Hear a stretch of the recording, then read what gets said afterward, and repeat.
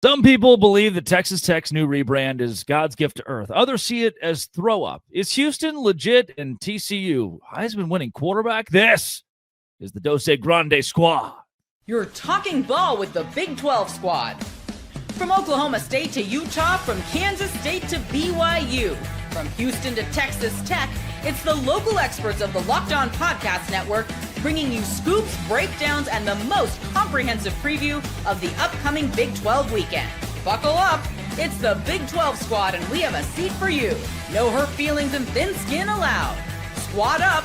You're part of the Big 12 squad.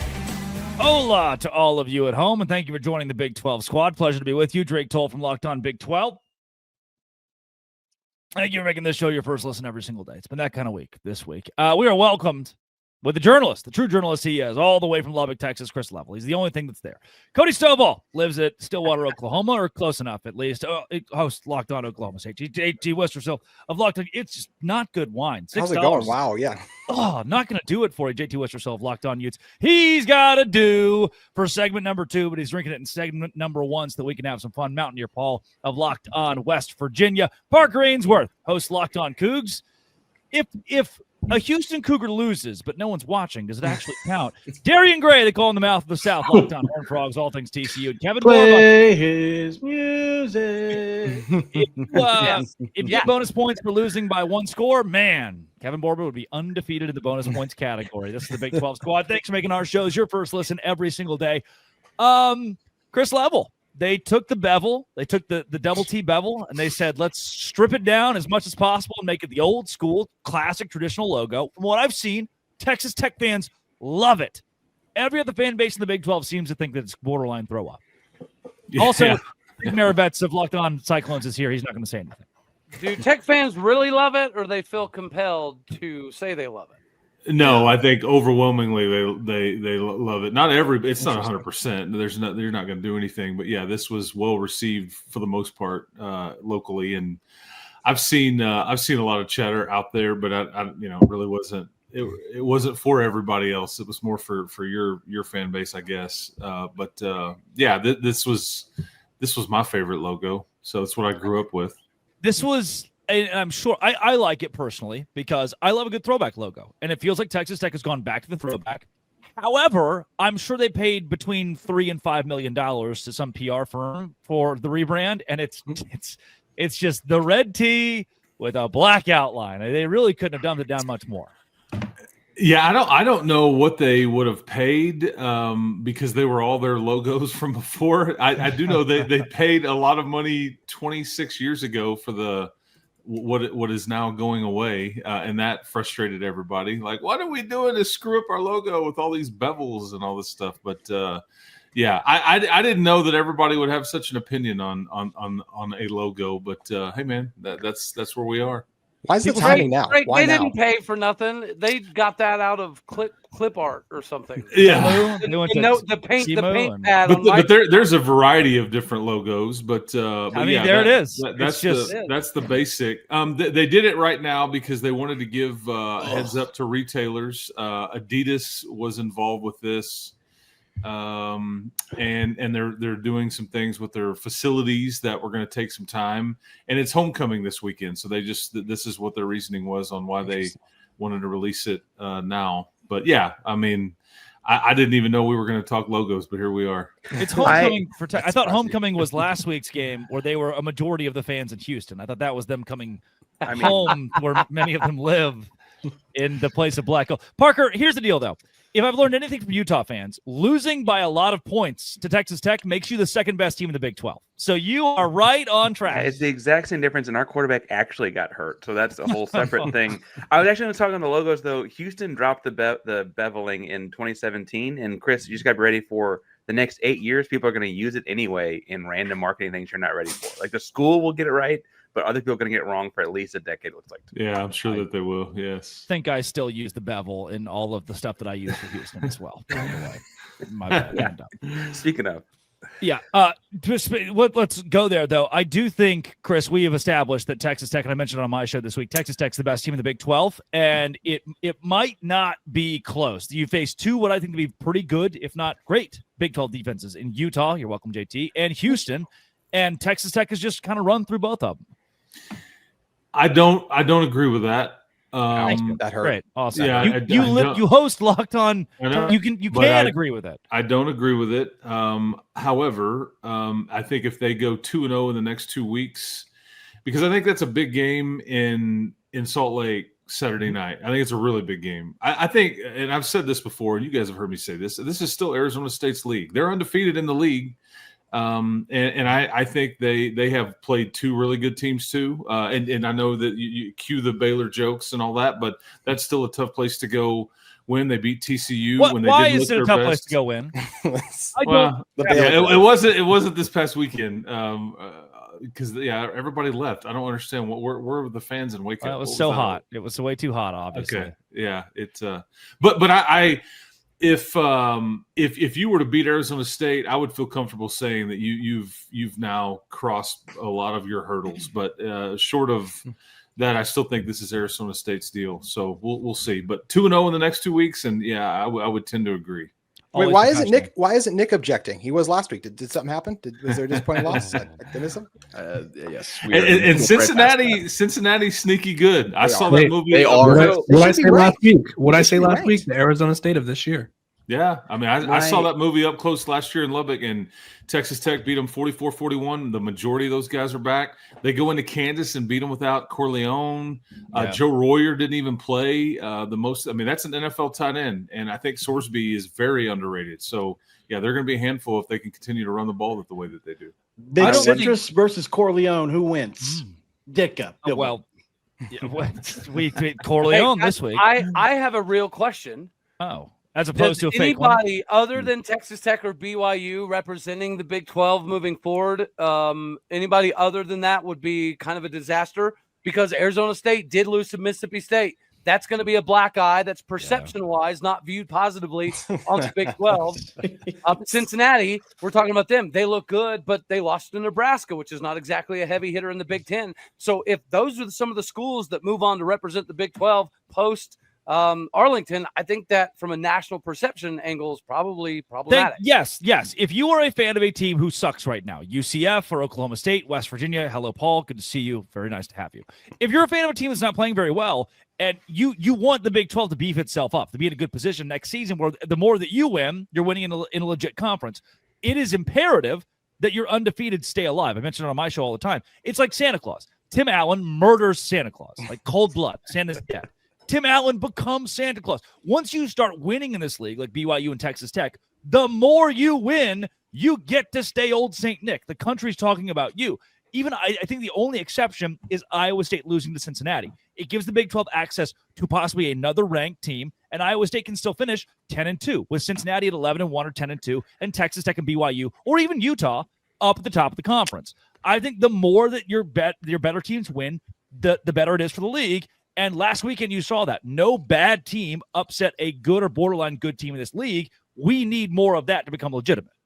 Yeah, I would echo that because I think if you lose to another good conference team, it actually might validate the conference in a weird way. It's like, hey, they're your playoff representative, and there was a team that beat them in that conference. Right. People have already told me several times in my comments, Chris, I don't know if you've heard, last year Texas Tech beat Arizona State, and they won the conference and went on to represent pretty well, right? I think that people kind of forget about that because of how magical the Cam Scatabo thing was and all the one-score games. But, like, they weren't undefeated in the conference, and they went on, and people did seem to be like, oh, this team is very good, right? And I think that if it's a team with a conference loss to another good conference team, it helps us in a lot of ways.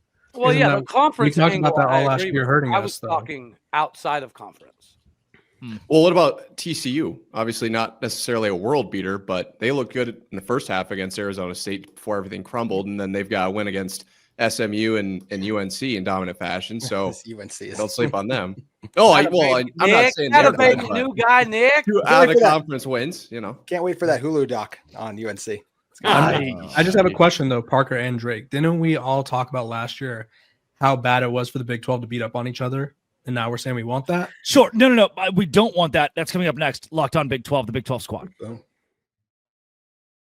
Hey, ad break. Today's show is brought to you by Supply House. Look, I got my first house in September, and it was a fixer-upper. Still kind of is a fixer-upper, but the only reason that there have been such great improvements so fast is due to Supply House. Supply House is exactly where I go to feel like the professional repairman. There's HVAC, plumbing, electrical items, the most trusted brands in the business. Real-time inventory, honest lead times keep you from punting projects, while their industry-leading customer service is top-notch. Need parts? Fast project? Supply House. Next day delivery. That's a game changer. Join for free with their free Trade Master program today and score serious perks like priority shipping, lower prices, dedicated support line. Supplyhouse.com to sign up for free. Use promo code SHCollege5, all caps SHCollege5 for 5% off your first order. Supplyhouse.com. Real people, real service. That's all at supplyhouse.com. Today's show is also brought to you by, of course it is, FanDuel. FanDuel is exactly where I go to win money. If there's one thing that I like, it's the M word. And when money rolls into my pocket, because at FanDuel, I can go in right now and say that TCU is going to beat Kansas State on the road. They're 1.5-point favorites, and I can take that all day long. I'm a happy camper. And FanDuel right now is giving you a great deal. This NFL season and college football season, put $5 down. If your bet wins,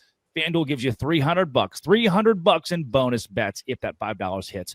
Unlock those $300 right now. What are you waiting for? Visit FanDuel.com to download the FanDuel app today and get started. FanDuel.com. Download that app today as easy as boop, boop, boop on the old cellular device, and bam, you're there with FanDuel. Visit FanDuel. Do it today. Wonderful point, Kevin Borba. Thank you very much. Of Locked On Bust. Boop, boop, boop. Last season, so parity's fun. And Brett Yormark mentioned it at Big 12 Media Days. He's like, hey, it's fun when we all beat each other and you don't ever know if TCU will beat Houston, or if Houston will lose to UCF, or if Arizona State falls to Cincinnati like we did last year. But it doesn't sell. It doesn't give you viewership. What we need, the ideal situation for Brett Yormark, is for 8 teams in this league to go 12-0 and 8 teams to go 0-12. That'd be the beauty of it. Is now you've got some elite teams at the time. You mentioned the Big 12 Media. It's hyperbolic, right? But at Big 12 Media Days, he said, we need 2 or 3 teams to emerge as the elite, a la Florida State, Clemson, Miami. That's what the Big 12 needs here. So if Iowa State or Utah, BYU, or even Arizona is still alive in this, TCU could, if these teams could step up and be 1-loss teams, 10-win teams, 11-win teams, the Big 12 needs a couple of those to have multiple squads in the college football playoff and prove we can play at the top of college football, not just Texas Tech. Yeah, I also think that last year was kind of the extreme where you had 4 7-2 teams and 3 6-3 teams. 9 teams the last weekend. 9 could have been the Big 12 title game. Yeah, I'm not talking about that much parity. I'm talking about like 3 teams that are kind of all dancing for it is a whole lot different than like 9, right? That's a very different calculus. I don't think you want, like you said, like 8 teams going 0-12. I understand what you're saying, but I also think having basically 8 Vanderbilts of old, not the current Vanderbilt, is not good for any league. Listen, guys, we're going to be the sacrificial lamb to help everybody get to the win totals they need. There's one of those 0-8 teams right there. There they go. Yeah. We're here for you. Okay. Thank you for your service to our country. One other thing about all the coaches. hey, you don't, Borba, you don't get to say that. You do not get to say you're in that same category there. We might be hopping on that. We'll see you in Valhalla, Cody. We'll see. Oh, now you're making hopping jokes. You're making hopping jokes. Okay, I see where this is going.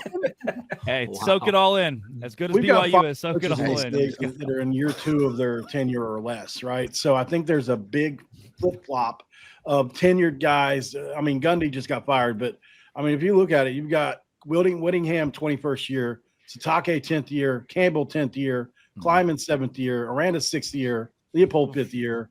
I just think that there's a bunch. Really, Fritz 2nd year. We need a few of these guys to, like, obviously we've got 5 teams that are in year 2 or less.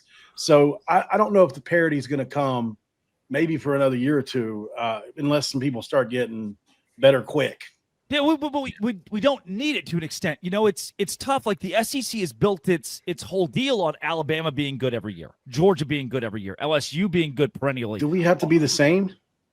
If we want to win at the top of college football, yes. If we want to make money, yes. I love watching TCU Cincinnati duke out in an unranked game where both teams are 5-2, and you're looking at 2 solidly coached squads that are gritty. America doesn't. They're not turning on Fox Sports 1. Like, they're not seeing that every weekend. That is the problem. We need our Oregon basically to happen. I think when it comes to parity, you need to have a star. Like, you need somebody at the top that everybody says that's a good team. You need to have a couple of teams that are close to that level because once you start having a few teams that nationwide get respect, then it begins to kind of trickle down. Then when you begin to lose a couple of games, it's like, well, you're losing because that conference is tough. The SEC gets to have losses where it's you lose because the SEC is tough. You lose in the Big 12, a lot of times people dismiss it as, yeah, no, you can't have X amount of losses and still be considered a playoff team. So I think that's the difference when it comes to parity between the conferences, really. I think plenty of guys in here can attest, too. We had that with Oklahoma. Honestly, we kind of had it with Texas. Even when they sucked, you beat a brand. Thank you, Paul. Why is it got to be the fat guy? I think it's funny. You think there's only one fat guy on the screen. It's with Texas, you could beat them when they sucked and you still beat Texas. There was some allure to this. There was this, you've beaten a brand. It's a big brand in college football. Same way when you today get to beat Nebraska. When Northwestern, basically everything that's wrong with the sport. Right. When Northwestern's 11-1 or 9-3, as they've been in the past 10 years, a couple of times have been good, and they beat Nebraska. It's this wild thing that Northwestern beat. When TCU would whip Texas year in and year out under Gary Patterson, it was, that little school is beating the 5-7 Texas Longhorns. It didn't make any sense. And so when Texas Tech, it didn't happen very often, when they beat Oklahoma, when a Kansas State would beat Oklahoma, that was the marquee game. You can count it as now you're legitimate because you beat Oklahoma. Yep. That's what. What now? So, I mean, do you not think we're going to lose these teams if they establish themselves at this? I don't think we'll. No, I don't think we'll lose them. I believe, unless it's Utah, they'll go to the Big Ten. Utah go to the Big Ten for less money, just to say they did it. Oh, for sure, no doubt. Maybe being mediocre is our superpower. That's where the ACC feels like it is now. Is the good teams in the ACC want to get out, and the Big 12 lacks a true superpower. So the Big 12 has continuity. The Big 12 has cohesion, and ultimately, cohesion is what's keeping the Big 12 out of the conversation for what the SEC and the Big 10 are getting at the top of college football. I mean, you nail it. Well, okay, can I go a step further? And this is where I've mentioned this on my show. And I look, you can berate it all you want. Be like, hey, this guy talks about Texas Tech and BYU a ton, or Utah. I mean, I talk about Utah quite a bit as well. You do. And it's because those three schools, by and large, right now, are bringing the viewership. It's because we like making fun of Utah, Drake. Colorado in that 4-hole, we understand Colorado and Deion Sanders are like Deion Sanders is the entity that is making Colorado a viewership experience that America wants. Outside of that, BYU is because of a religious affiliation. Texas Tech is because a large fan base, but also they're now the investment. People will like to see the investment. Utah for historic and premier winning the last 25 years. So those are the schools that bring in the viewership right now. West Virginia also in that category as a brand that people loved 15 years ago. But right now, it's Colorado, BYU, Utah, and Texas Tech. The more they win, the more the Big 12 wins. Because I can guarantee you if tomorrow Vanderbilt, Mississippi State, Arkansas are the top 3 ranked teams in the SEC, they're losing viewership in the SEC. It's all a brand game here. So the Big 12 needs its biggest brands at the very top of the conference. And look, and I mentioned this. Now, here's I'll hit an ad break. I'm passionate about this topic, actually. We need Clemson, Locked On Big 12 Squad. Today's rant is brought to you by Mazda. And I love Mazda because it's this Japanese craftsmanship that is mixed with such passion and pride. And it's the same thing that we see out of our collegiate athletes every single week, delivering confidence with every ride, more IIHS top safety picks than anyone else in America. You can make everyday drives feel like anything but. Like our players, we sweat every detail because when you've made every move count, impossible becomes irrelevant. Mazda, move and be moved. Visit a Mazda, test drive a Mazda, see a Mazda today. Today's show is also brought to you by Quo, formerly Open Phone. Look, Quo is going to keep money in your pocket.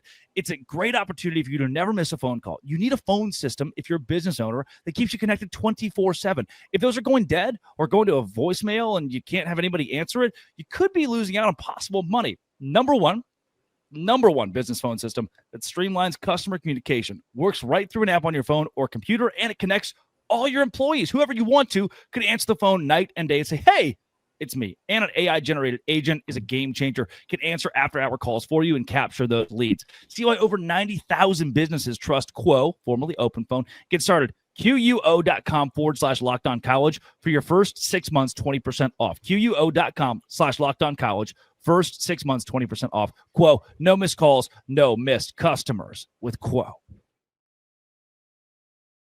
All right, Level. I'd like to start with you here. I think so. Clemson, 20 years ago, no one gave a rat's ass. They didn't care. Clemson wasn't a thing. They had won a national championship in the 90s. Ken Hatfield, I think, maybe Danny Ford. And after that, they go away. They're not a good brand. They're firing coaches. In that context, anyone can be a Clemson. If for 10 years you win 2 national championships and go to 5 college football playoffs, America's watching you. America's talking about you. Oklahoma State could be this. Utah could be this. TCU, West Virginia, Texas Tech, Houston. But it takes winning at an elite level. We've proven Virginia Tech did this for that 10-year run under Beamer, where America was like, oh, wow, Virginia Tech. Now they're irrelevant. If for 10 seasons you are winning at a consistent rate, Chris Level, I think the Big 12 can build its own Clemsons via schools like what Texas Tech is doing right now. Well, I mean, that's going to require a bunch of conference championships by somebody. You're right. And I think that's the knock on the Big 12 right now is that it's anybody's league. And there's not Oklahoma, as you mentioned, it was kind of their league for a while. And they won it, like 8 out of 10 years, something like that in that one stretch. And then you've had the last 3 or 4 years where there's 2 different teams playing for the league championship in a row in the last, 3 or 4 years, I guess. And I don't know if you can because this is new to BYU. This is new to Texas Tech. Texas Tech hasn't won an outright conference championship since the 50s. They've won 2 conference games this year to this point. Yeah, I mean, so this is all new. I know what you're trying to do. I know that it is like, I think to Darian's point, if you have an alpha or a couple of alphas that everybody recognizes and everybody is chasing and comparing yourself to, I think that in a way can be very good for a league, especially if it's nationally known that they are the alphas. But you've got to go earn that. You've got to go win, I think, multiple conference championships. And you guys were talking about Arizona State a while ago. I think that the Mississippi State loss, in some ways, if they have a really good year in the Big 12, I don't think the Mississippi State loss really hurts them. Maybe they don't get in that large, but I think they're kind of a made man in certain extent because of Kenny Dillingham. He brought a lot of that roster back, and because they played Texas so well last year. Yeah. Well, you guys all the time don't like how much credit that Utah gets, and a lot of it just being preseason hype, right? But they earn that by winning 2 conference championships at a P4, P5 level, right? Like that's what it gave to Utah, and I think that's why a lot of people thought Utah could go into the Big 12 and have more success than they have so far. So winning does get you a lot. Utah could have been Clemson. I mean, they were close to that in the Pac-12 by beating up on your perennial power. Like Clemson got it by beating the Miamis of the world. They need to win national titles, but yeah. I think the closest team to being Clemson is Texas Tech, and it's because they're going to be recruiting at an elite level, right? If you look at who wins championships, I would disagree. Win championships. I think the blue chip ratio here, says you have to have 50% or more of your roster be 4 or 5-star players. Sure, but I'm with Level here saying I think Arizona State, if they won the Big 12 this year, win 11-1, they are now closer to Clemson if they start winning playoff. We need the teams. We need Arizona State to win 8 of 10. But to Borba's point, that's really what's going to separate these teams is like a level of recruiting, especially with big people. And that's what, I mean, you just look at Clemson and all the schools we're talking about here. Their lines of scrimmage really are different than what they're surrounded by. Look at Miami this year. I mean, Miami's trenches are just dominating. That guy's ridiculous. I mean, and it's Well, look at you guys. Texas Tech's defensive line is crazy. A bunch of NFL level dudes. It's crazy to watch. It is. So I do think that when talking about TV eyes, Texas Tech for the moment has something, and BYU as the church. I think Drake does a good job of talking about how they have a different representation, but people watch Texas Tech because it feels like this gigantic experiment right now. Where hey, in modern college football, some millionaires throw a bunch of money in and let's see if this works in a way that, as Chris pointed out, doesn't have a lot of tradition. There's not a whole lot of legacy of winning at Texas Tech. It's got great fans and all that, and it's got a long history of. It's a proof of concept. There's no doubt about it. And there's interest in is this actually going to work? And I think that. Even if that might fade away in 2 or 3 years if it doesn't, but that certainly seems to be sparked even if they haven't won yet in a way that Arizona State doesn't have the same spark in a lot of ways. They put every team in the Big 12 on notice. If you want to get to a top 5 level, you may not have to spend Texas Tech money, but you got to get somewhat close, at least occasionally.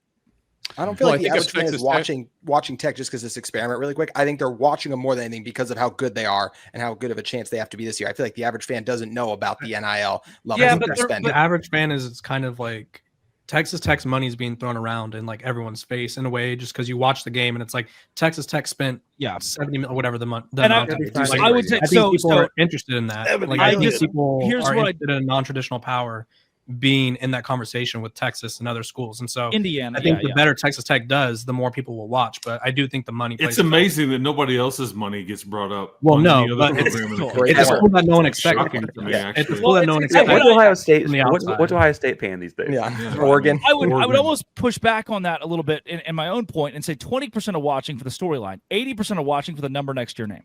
Yeah, it's always sexier when it's the number 9 team versus the number 16 team. Now If that's Indiana versus Rutgers, I'm turning it on because I'm like, wow. It took Texas Tech like 6 weeks to get a top 10 ranking, which is disrespectful. But the second you have, like, we're always like, oh, AP votes don't matter. Just, go win the games. They do matter because the country wants to watch number 8 US. Let's go back to 07. Number 8 USF versus number 2 Hawaii.